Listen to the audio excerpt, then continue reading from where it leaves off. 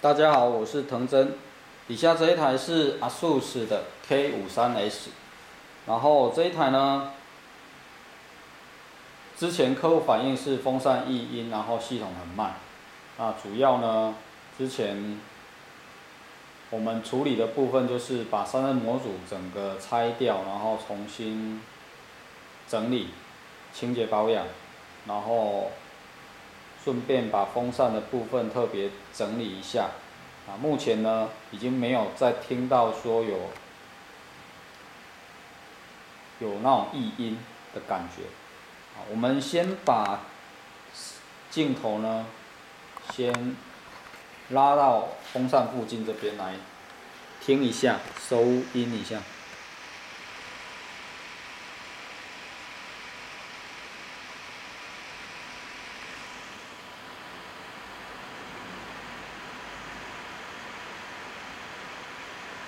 好，之前呢有一个哒哒哒哒哒的声音，现在已经 OK 了。那目前的室温呢是28度。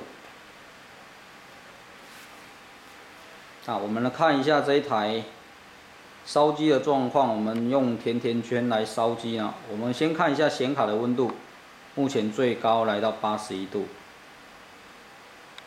然后呢，目前已经烧2小时14分。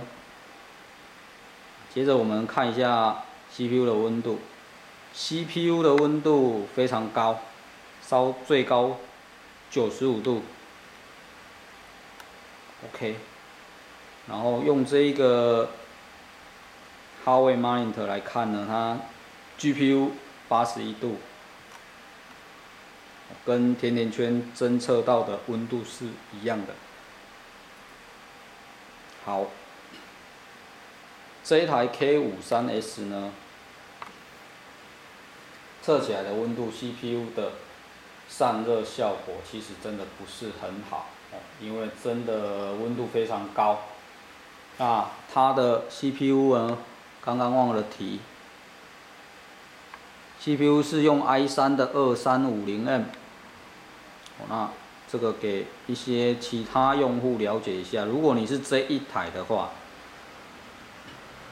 建议不要太超它，因为这个温度真的有点高。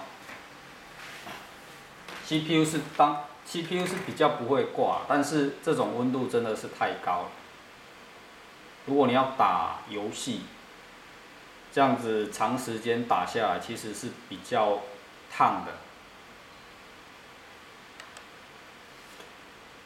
它的吸键呢是用这种金属框，让你比较不会觉得烫，但实际上它的设计呢，底部开孔、进气孔很小，只有一点点。所以这个实际上测起来温度效果，个人认为是不妥的。好，那这边呢，腾真的工作记录到此，谢谢。